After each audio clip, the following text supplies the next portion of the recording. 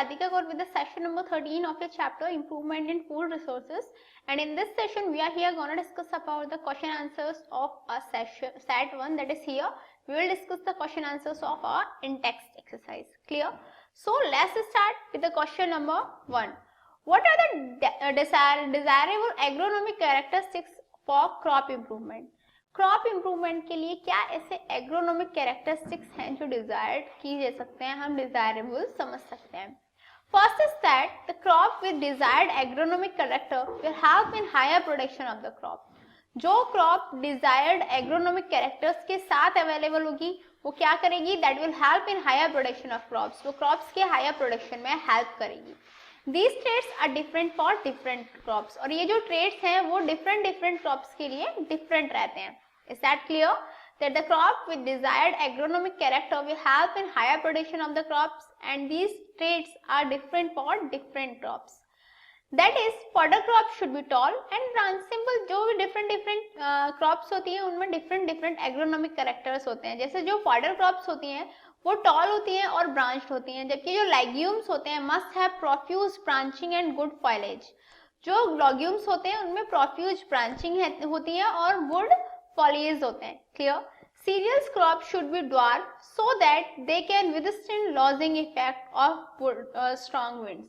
जो cereal crops होते हैं वो ड्वार्फ होते हैं, छोटे होते हैं, ताकि जो भी यदि स्ट्रॉन्ग विंड्स आए तो वो उनमें रह पाए, वो उनमें खड़े रह सके, जो हमारी क्रॉप है वो खत्म ना हो, जो सीरियल्स है उनको कोई नुकसान ना हो.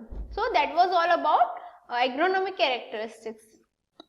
ये next question is what do we get from cereals, pulses, fruits and vegetables. हमें सीरियल्स से, पल्सेस से, फ्रूट्स से एंड वेजिटेबल्स से क्या मिलता है? Actually cereals like wheat and rice provides us carbohydrates. जो भी हमारे सीरियल्स हैं जैसे व्हीट हुआ, राइस हुआ, ये हमें कार्बोहाइड्रेट प्रोवाइड करते हैं. Pulses provides protein, pulses protein provide करती हैं. Fruits and vegetables gives us a range of vitamins and minerals in addition with proteins, carbohydrates and fats. जो फ्रूट्स हैं, जो वेजिटेबल्स हैं, वो हमें विटामिन्स और मिनरल्स की वो रेंज प्रोवाइड करते हैं जो हमें रिक्वायर्ड होती है, और साथ में वो हमें प्रोटीन, कार्बोहाइड्रेट एंड फैट्स भी प्रोवाइड करते हैं. क्लियर? कि सीरियल्स हमें कार्बोहाइड्रेट प्रोवाइड करते हैं, पल्सेस हमें प्रोटीन्स प्रोवाइड करती हैं, और जो फ्रूट्स एंड वेजिटेबल्स हैं वो हमें vitamins, minerals, proteins, carbohydrate and fats provide करते हैं. Is that clear? Your next question is how do biotic and abiotic factors affect crop production. Biotic and abiotic factors crop production को कैसे affect करते हैं? Actually crop production decreases due to biotic factors like diseases, insects, nematodes, etc. and biotic factors like droughts, salinity, heat, cold, etc.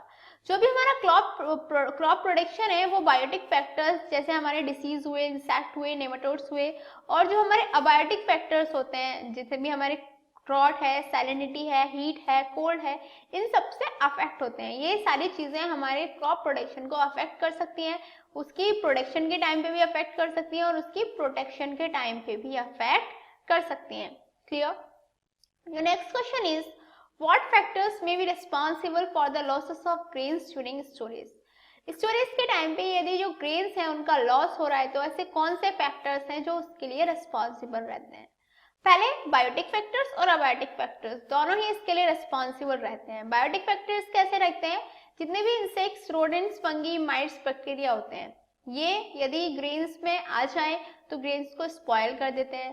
साथ में यदि inappropriate moisture है, temperature conditions अच्छी नहीं है, यदि प्लेस ऑफ स्टोरेज पे टेम्परेचर कंडीशन या मॉइस्चर मेंटेन नहीं है तो भी क्या होगा, तो वो वाले जो अबायोटिक फैक्टर्स हैं वो भी ग्रेन्स के स्टोरेज को अफेक्ट करेंगे, उसको लॉस करेंगे. Clear?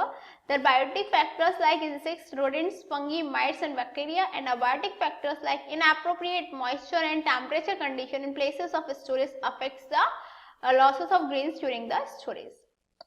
Your next question is how do plants get nutrients. Plants को न्यूट्रिएंट्स कैसे मिलते हैं? Plants require 16 essential nutrients for their growth. जो plants हैं उन्हें 16 nutrients required होते हैं उनकी growth के लिए. क्लियर? अब वो 16 nutrients आएंगे कहाँ से? They are supplied by air, water and soil. ये जो 16 nutrients हैं ये air के थ्रू, water के थ्रू and soil के थ्रू plants को supply किए जाते हैं. नॉर्मली आपने देखा होगा हम जो भी फर्टिलाइजर्स है, मैन्योर्स हैं, उन्हें सॉइल में को देते हैं। सॉइल में जब हम उन्हें प्रोवाइड करते हैं तो वाटर के थ्रू ट्रांसपोर्ट होके वो जो मिनरल्स हैं वो प्लांट तक पहुंच जाते हैं जहां भी उन्हें उनकी रिक्वायरमेंट होती है।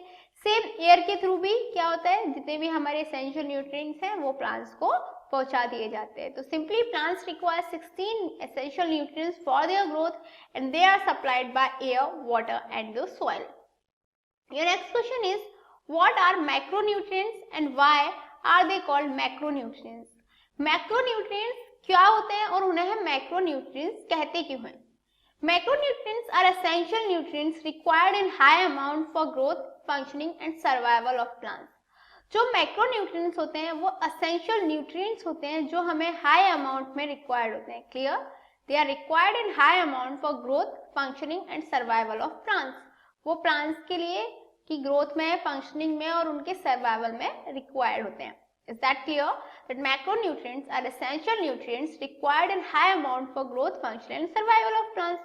प्लांट्स के सर्वाइवल के लिए, उनकी फंक्शनिंग के लिए, उनकी ग्रोथ के लिए जो मैक्रोन्यूट्रिएंट्स हैं वो एसेंशियल होते हैं. Clear? These are nitrogen, phosphorus, potassium, calcium, magnesium and sulphur. कुछ ऐसे मैक्रोन्यूट्रिएंट्स क्या हैं जो हमारा नाइट्रोजन है, फॉस्फोरस है, पोटेशियम है, कैल्शियम है, मैग्नीशियम है, सल्फर है. ये सब क्या है? ये सब मैक्रोन्यूट्रिएंट्स हैं और ये प्लांट्स की ग्रोथ के लिए, उनके फंक्शन के लिए, उनके सर्वाइवल के लिए रिक्वायर्ड होते हैं. अब जो मैक्रोन्यूट्रिएंट्स हैं उन्हें मैक्रोन्यूट्रिएंट्स क्यों कहते हैं? बिकॉज वो ज्यादा क्वांटिटी में चाहिए होते हैं. They are required in high amount. वो हाई अमाउंट में चाहिए होते हैं. यदि वो लो अमाउंट में चाहिए होते हैं तो हम उन्हें माइक्रो न्यूट्रिएंट्स कहते हैं, राइट. बट क्योंकि वो हाई अमाउंट में चाहिए होते हैं, दिस इज द रीजन हम उन्हें मैक्रो न्यूट्रिएंट्स बोलते हैं. Is that clear to you? Your next question is, compare the use of manure and fertilizers in maintaining soil fertility. Soil fertility को मेंटेन करने के लिए आपको क्या बताना है? आपको मैन्योर एंड फर्टिलाइजर्स के यूज बताने हैं. क्लियर?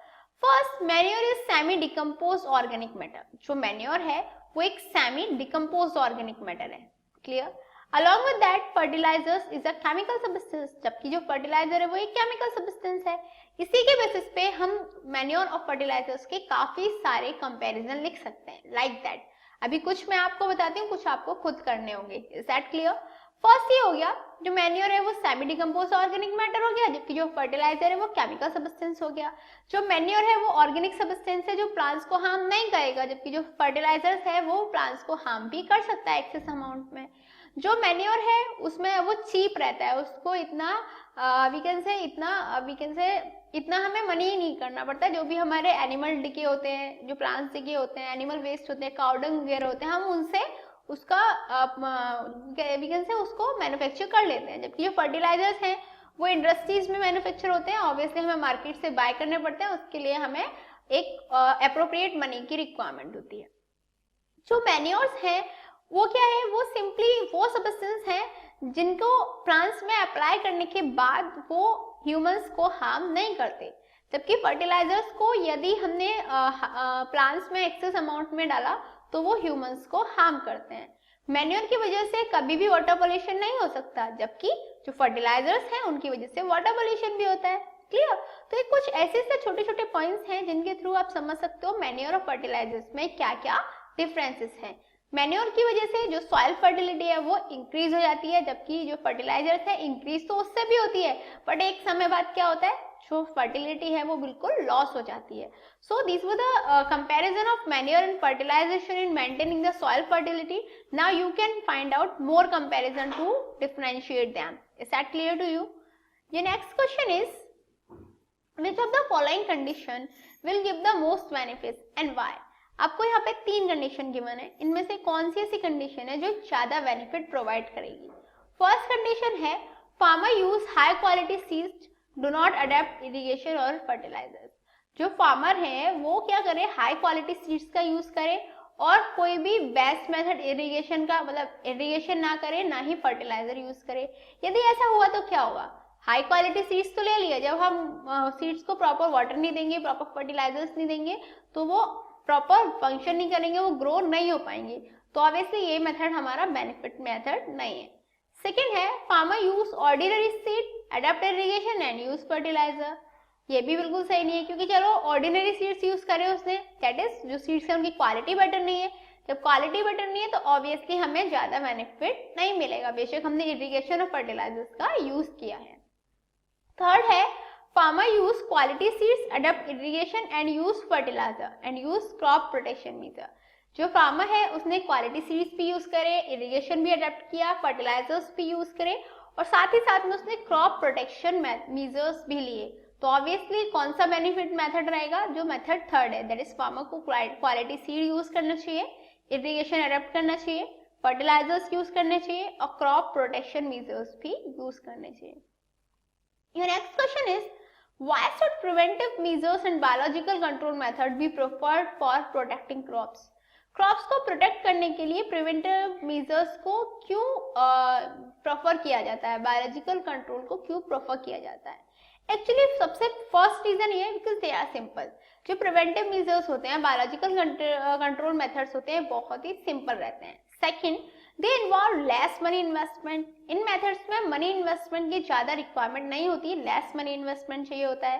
दे मिनिमाइज पोल्यूशन, साथ ही साथ में ये पोल्यूशन को मिनिमाइज करते हैं। And harmless to other living organism, और ये दूसरे लिविंग ऑर्गेनिज्म को हार्म नहीं करते, they are harmless to other living organism.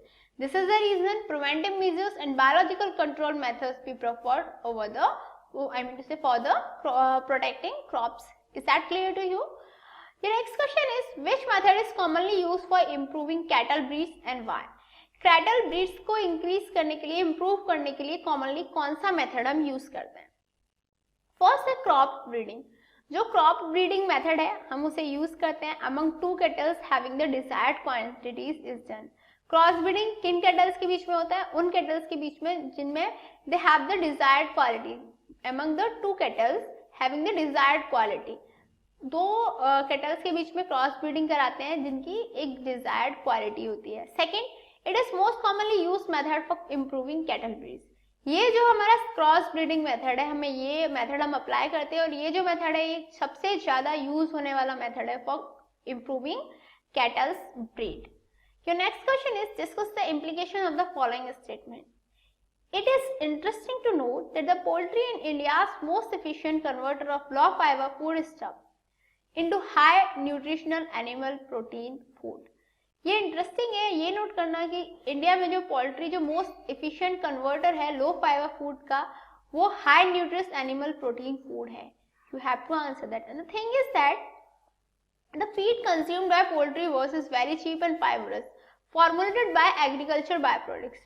जो पोल्ट्री को हम फीड कंज्यूम करने को देते हैं, जो हम फीड कराते हैं पोल्ट्री वर्ड्स को, वो काफी चीप होता है, फाइब्रस होता है और वो एग्रीकल्चरल बाय प्रोडक्ट्स के थ्रू फॉर्मुलेटेड होता है।